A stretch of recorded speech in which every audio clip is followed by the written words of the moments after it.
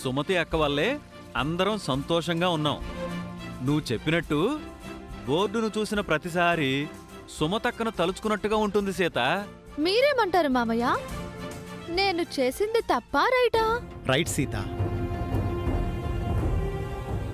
నిజంగా ఇదంతా సుమతి కష్టార్జితం. ఈ ఇంటికి తన పేరే ఉండాలి. నువ్వు చాలా మంచి పని చేశావు సీత. నిజానికి సీత చేసేవన్నీ మంచి పనులే అన్నయ్య. ఎక్కడో స్టోర్ రూంలో ఉన్న సుమతి వదిన ఫోటోని హాల్లోకి తీసుకొచ్చి దీపం పెట్టింది. మనం మర్చిపోయిన సుమతి వదిన్ని మళ్ళీ మనకి గుర్తు చేసింది. అమ్మ పేరుతో అనాథాశ్రమాలకి విరాళాలిచ్చింది. అమ్మ బర్త్డే గ్రాండ్గా జరిపించింది. అమ్మని మిస్ అవ్వకుండా జ్ఞాపకం చేస్తోంది. అలాగే ఈరోజు ఈ ఇంటికి సుమతక్క పేరు పెట్టింది. అక్క ఏ లోకంలో ఉన్నా సీత చేస్తున్న పనులకి తన ఆత్మ సంతోషిస్తూ ఉంటుంది. అత్తమ్మ ఎలా చనిపోయిందో తెలీదు. మనకు ఆస్తులను ఆనందాలను ఇచ్చి వెళ్ళిపోయింది. అవును మావయ్య, ఈ మహాలక్ష్మి అత్తయ్య గురించి సుమతి అత్తమ్మకు తెలుసా? అంటే అత్తమ్మ చనిపోయాక ఈ అత్తయ్యని పెళ్లి చేసుకున్నారా లేక? లేదమ్మా, మీ అత్తమ్మ బతికున్నప్పుడే మహా ఈ ఇంటికొచ్చింది. అసలు మహా ఈ ఇంటికి రావడానికి కారణమే సుమతి. వీళ్ళిద్దరూ చాలా మంచి ఫ్రెండ్స్. మహాలక్ష్మి, ఈయన మా వారు జనార్దన్. నమస్కారం అండి. హలో అండి.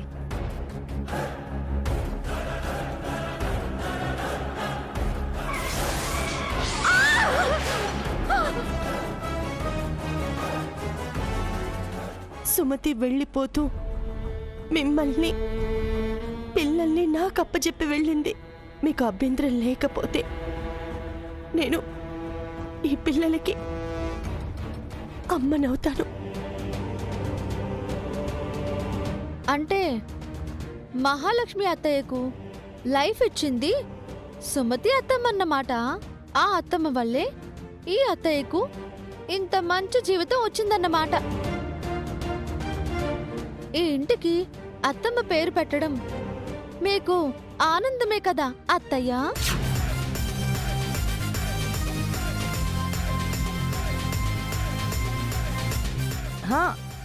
అవును, నాకు ఆనందమే. ఈ ఇంటికి సుమతి పేరు పెట్టి చాలా మంచి పని చేసావు సీత. Keep it up. మరి ఆ బోర్డు ఉంచమంటారా తీసేయమంటారా అత్తయ్య? తీసేయడం ఎందుకు? ఈ ఇంటికి సుమతి పేరే కరెక్ట్. తనకి ఆ అర్హత ఉంది. తాంకు అత్తయ్య.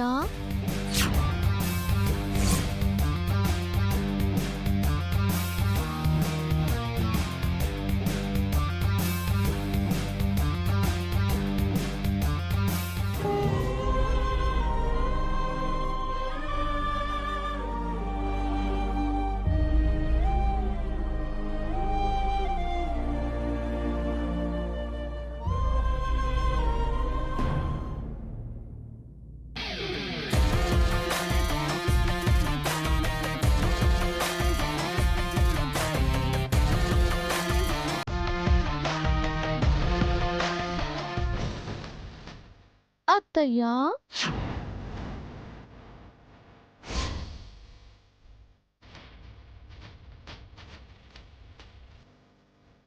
ఏంటి మహాలక్ష్మి ఇంటిని సుమతి నిలయంగా మార్చానని ఫీల్ అవుతున్నారా? 20 సంవత్సరాలుగా ఒక వెలుగు వెలిగిన మీ పేరు ఒక్కసారిగా మారిపోతే బాధగానే ఉంటుంది. ఇన్నాళ్ళు సొమ్ము కొద్ది సోకు కొద్ది అన్నట్టుగా ఆస్తిని అధికారాన్ని అనుభవించారు. ఇప్పుడు ఒక్కొక్కటిగా మీ నుంచి వెళ్ళిపోతుంటే ఏమి చేయలేక పాపం మీలో మీరు కుమిలిపోతున్నారు. ఏంటే వాగుతున్నావు? నువ్వు బోర్డు పెట్టినంత మాత్రాన ఈ మహాలక్ష్మి ఇల్లు సుమతి ఇల్లు అయిపోతుందా? ఇది సుమతి అత్తమ్మ ఇల్లే అత్తయ్యా, కానీ మీ ఇంటిగా మార్చేసుకున్నారు. మా అత్తమ్మ రోడ్డున పడ్డ మిమ్మల్ని ఫ్రెండు అని జాలిపడి ఈ ఇంటికి తీసుకొచ్చి అన్నం పెట్టి ఆదరించింది. కట్టుకోవడానికి మంచి బట్టలిచ్చి మీ బతుకు బాగు చేసింది. ఈ కుటుంబాన్ని ఆస్తిని అంతా మీకిచ్చి మీ జీవితాన్నే మార్చేసింది. అలాంటి అత్తమ్మ గురించి మీరు ఏ రోజు తలుచుకోలేదు. ఇంటికి కంపెనీలకు మీ పేరు పెట్టుకున్నారు. అత్తమ్మ ఫోటోను స్టోర్ రూమ్లో పడేశారు. అత్తమ్మను అందరూ మర్చిపోయేలా చేశారు. సుమతి యాక్సిడెంట్లో చనిపోయింది. తన ఫోటో హాల్లో పెట్టి ఇంటికి కంపెనీలకి తన పేరు పెట్టి ప్రతి క్షణం తనని గుర్తు చేసి రామ్ని బాధ పెట్టాలా? పోయిన వాళ్ళ కోసం ఉన్న వాళ్ళని ఇబ్బంది పెట్టాలా? అందుకే సుమతిని అవాయిడ్ చేస్తూ వచ్చాను. బాగానే కవర్ చేస్తున్నారు అత్తయ్య. మీరు అందరి చెవుల్లో పువ్వులు పెట్టగలరు, కానీ నా చెవుల్లో పెట్టలేరు. కావాలంటే నా జడలో పెట్టండి. ఏంటి ఓవర్ యాక్షన్ చేస్తున్నావు? నేను పూలు అమ్ముకునే దండ కనిపిస్తున్నానా నీకు? ఫ్రెండని మా అత్తమ్మ కనికరించకపోయి ఉంటే మీరు పువ్వులు అమ్ముకునేవారో లేక కట్టలు అమ్ముకునేవారో. నేను కట్టెలు అమ్ముకోవడం ఏంటే? ఏమో, ఎవరికి తెలుసు? త్వరలో రాళ్ళు కూడా కొడతారేమో. ఏం వాగుతున్నావే? నీకు పిచ్చిగాని పట్టిందా? ఇప్పుడిప్పుడే కొత్త విషయాలు తెలుస్తున్నాయి. మా అత్తమ్మ యాక్సిడెంట్లో చనిపోయిందని మీరంటున్నారు. అది ప్రమాదమో లేక ప్లానో తెలీదు.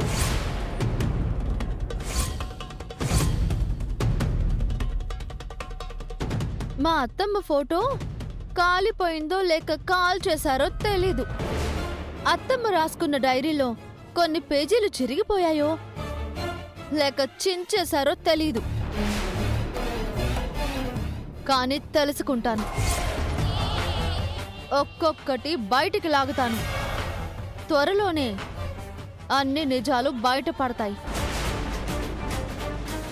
ఈ ఇంటికి అతిథిగా వచ్చిన మీరు అత్తమ్మ స్థానంలోకి ఎలా వచ్చారో, ఆస్తుల మీద అందరి మీద అధికారం ఎలా సంపాదించారో తేలుస్తాను. అత్తమ్మను బాధ పెట్టి మాయం చేశారో, అందరూ బాధపడకూడదు అని అత్తమ్మను మర్చిపోయేలా చేశారో తెలుసుకుంటాను. నిజం తెలిసిన రోజు మీతో సహా ఏ ఒక్కరిని వదిలిపెట్టను.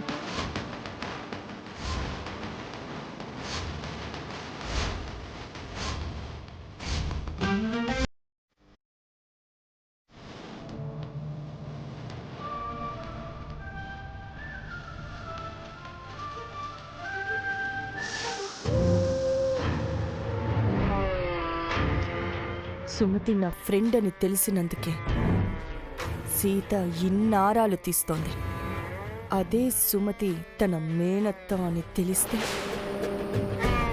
సీత ఇంకెంత దూరం వెళ్తుందో. నేను చిక్కుల్లో పడతాను. నా మీద ఎవ్వరికీ డౌట్ రాకుండా నేను జాగ్రత్త పడాలి. జన అనవసరంగా అందరి ముందు సుమతి నా ఫ్రెండ్ అని చెప్పాడు. ఆ సుమతి చచ్చి కూడా సీత రూపంలో నన్ను సాధిస్తోంది. సీత పదే పదే సుమతి టాపిక్ తెచ్చి నన్ను డిస్టర్బ్ చేస్తోంది. ఛ!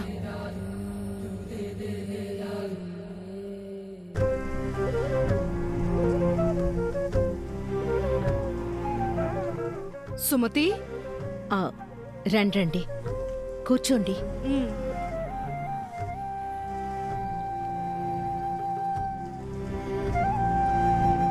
రేపు మీరు వెళ్ళిపోతున్నారని తెలిసింది. అవునండి. ఇన్నాళ్ళు కోమాలో ఉన్న కారణంగా నేను ఎక్కడ ఉన్నానో ఎలా ఉన్నానో నా వాళ్ళెవరికీ తెలీదు. ఇప్పుడు నా ఆరోగ్యం కుదుట పడింది కాబట్టి నా వాళ్ల దగ్గరికి వెళ్తున్నాను. ముందుగా ఎక్కడికి వెళ్తారు? మీ పుట్టింటికా లేక అత్తారింటికా? నా ఫ్రెండ్ మహాలక్ష్మి దగ్గరికి వెళ్తాను. నా పిల్లలు తన దగ్గరే ఉన్నారు.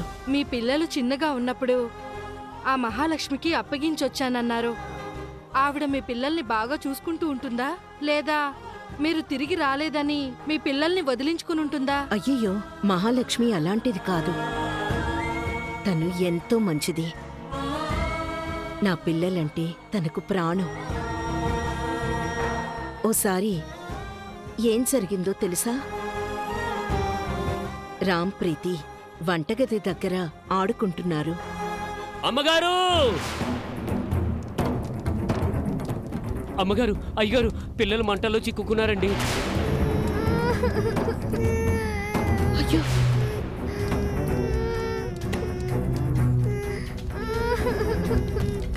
అయ్యయ్యో,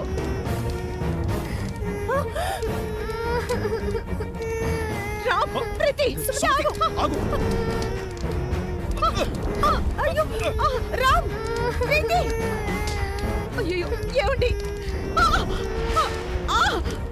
సుమతి, రామ్! ప్రీతి! కంగారు పడకండి, నేను వస్తున్నాను. మహాలక్ష్మి, మహాలక్ష్మి! ప్రీతి! రామ్! రామ్, ప్రీతి! ఇలా రండి.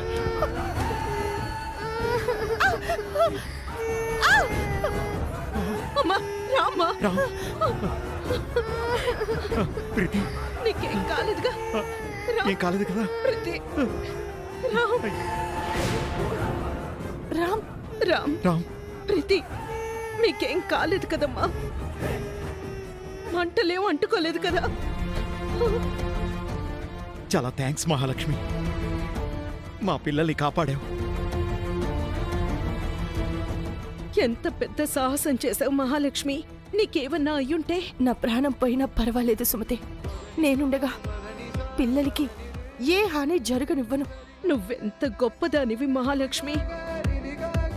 నీది ఎంత మంచి మనసు.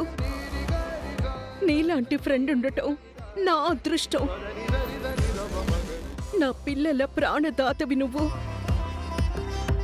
నా పిల్లల పాలిట దేవతవి నువ్వు.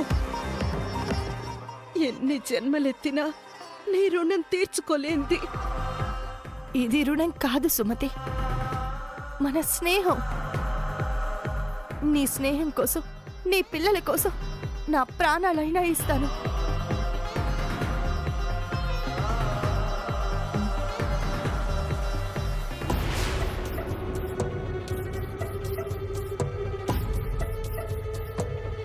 నిన్ను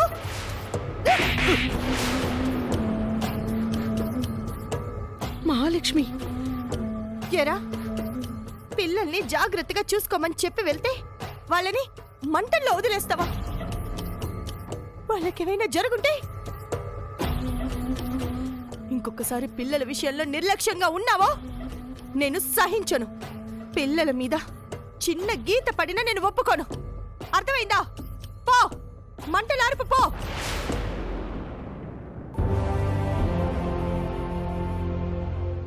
అలా ఆ రోజు మహాలక్ష్మి తన ప్రాణాలను అడ్డువేసి నా పిల్లలను కాపాడింది. నేను నా భర్త కూడా చెయ్యలేని సాహసం మహాలక్ష్మి చేసింది. నేను పిల్లలకు జన్మనిస్తే మహాలక్ష్మి పునర్జన్మనిచ్చింది. నిజంగా మీ స్నేహితురాలు మహాలక్ష్మి చాలా గొప్ప మనిషి సుమతి. అలాంటి స్నేహితురాలు నీకు దక్కిందంటే నువ్వు ఎంతో పుణ్యం చేసుకుని ఉండాలి.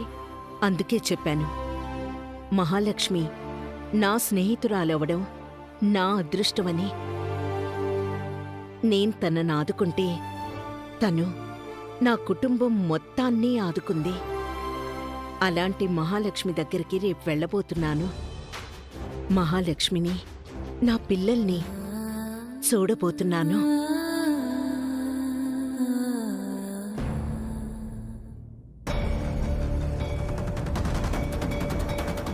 ఇప్పటి వరకు నేను సుమతి విషయంలో ఏం చెప్తే అది నిజమని అందరూ నమ్మారు. సుమతిని మర్చిపోయి నన్ను నెత్తి మీద పెట్టుకున్నారు. దాదాపు సుమతి కనుమరుగవుతున్న సమయంలో ఆ సీతొచ్చి మళ్ళీ అందరికీ సుమతిని గుర్తు చేస్తోంది. సుమతి విషయంలో నా పాత్ర గురించి సీతకు డౌట్ రాకుండా జాగ్రత్త పడాలి. నేను చెప్పిందే నిజమని సీతని కూడా నమ్మించాలి. అయినా రామ్ ప్రీతిల విషయంలో నేను సుమతిని ఎంతగానో నమ్మించాను. ఆ రోజు వంటగదిలో జరిగింది ప్రమాదం అని సుమతి అనుకుంది. అది నా ప్లాన్ అని సుమతికి తెలీదు.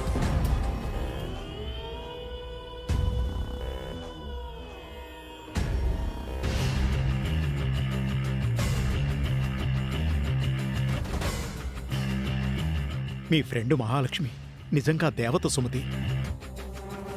ఈరోజు తన వల్లే మన పిల్లలు ప్రాణాలతో దక్కారు.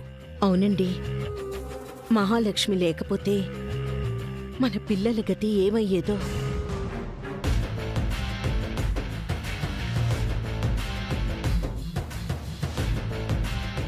అదేంటమ్మా, అయ్యగారు అమ్మగారు ముందు నన్ను చెంప మీద కొట్టారు. మీరే కదా వంటగదిలో గ్యాస్ లీక్ చేసి మంటల్లో పిల్లలు ఇబ్బంది పడేలా చేయమని నాకు చెప్పారు. నెమ్మదిగా మాట్లాడు. నేను ఏం చేసినా దాని వెనక కారణం ఉంటుంది. ఈ విషయం గురించి ఇంకెక్కడ మాట్లాడకు. వెళ్ళు. ఆ రోజు నేనే ప్రాణాలకి తెగించి రామ్ ప్రీతిలను కాపాడాను అని సుమతి నమ్మింది. జనార్దన్ నమ్మాడు. ఆ నమ్మకంతోనే ఆ తర్వాత సుమతి రామ్ ప్రీతిలను నాకొదిలేసి శాశ్వతంగా ఈ లోకం నుంచే వెళ్ళిపోయింది. ఆ నమ్మకంతోనే జనార్దన్ నన్ను పెళ్లి చేసుకొని పిల్లల్ని, ఇంటిని, ఈ ఆస్తిని నా చేతుల్లో పెట్టాడు. ఆ తర్వాత ఈ ఇంట్లో అడుగుపెట్టిన ప్రతి ఒక్కరూ నన్ను నమ్మారు. కానీ ఒక్క సీత, ఆ ఒకే ఒక్క సీత నన్ను నమ్మకుండా అనుమానిస్తోంది. నా గురించి ఆరాలు తీస్తోంది. ఇంకా దానికి ఆలోచించే టైం ఇవ్వకూడదు. దాన్ని ఉక్కిరి బిక్కిరి చేసి అల్లాడించాలి. దాని బ్రతుకు గురించి, భవిష్యత్తు గురించి తప్ప నా గురించి, సుమతి గురించి ఆలోచించే అవకాశం ఇవ్వను. వస్తే సీత, నీ బ్యాడ్ టైం స్టార్ట్ అయ్యింది.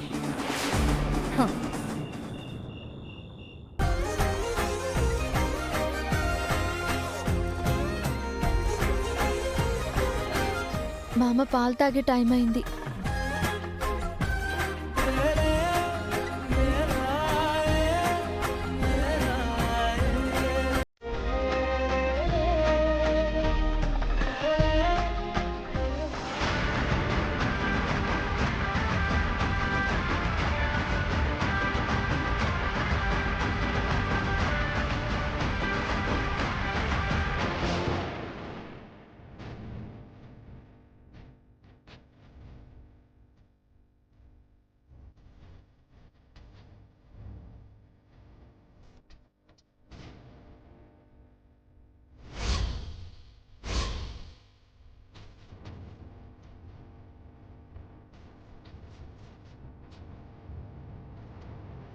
అక్క,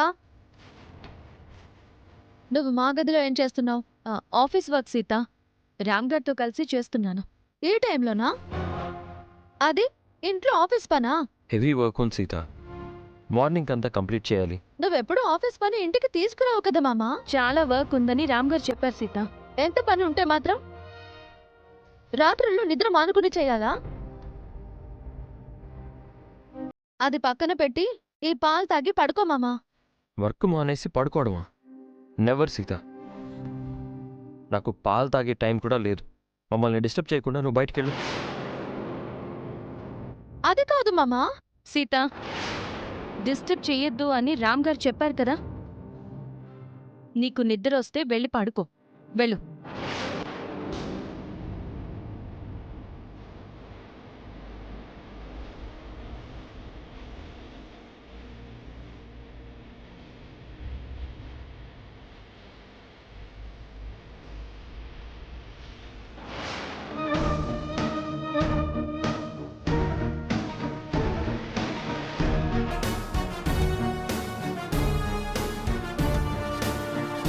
ఏంటి సీత, పాల గ్లాస్తో వెళ్ళి వాలిపోయిన ఫేస్తో వెనక్కొచ్చావు? రామ్ పాలు తాగనన్నాడా? పనుందన్నాడు. తెలుసు, రామ్కి ఆ పని అప్పజెప్పిందే నేను. రామ్ని మధుని ఆఫీస్ వర్క్ చేయమని ఆర్డర్ వేశాను. నైట్ అంతా వాళ్ళు అదే పనిలో ఉంటారు. వాళ్ళకిచ్చిన వర్క్ కంప్లీట్ అవ్వడానికి తెల్లవారుతుంది. అప్పటి వరకు వాళ్ళిద్దరూ ఆ గదిలోనే ఉంటారు. నువ్వు గది బయట ఉండాలి. నేనెందుకిలా చేశానో నీకు అర్థం కాలేదు కదూ? రామ్ మధులని దగ్గర చేయడానికి నేను మధుని ఆఫీస్కి తీసుకెళ్తే నువ్వు కూడా ఆఫీస్కొచ్చి భోజనాల పేరుతో రచ్చరచ్చ చేశావు. రామ్ మధులు దగ్గరవ్వకుండా డిస్టర్బ్ చేశావు. అందుకే నేను వెరైటీగా ఆలోచించి మీ పడక గదినే రామ్ మధుల ఆఫీస్ గదిగా మార్చేశాను.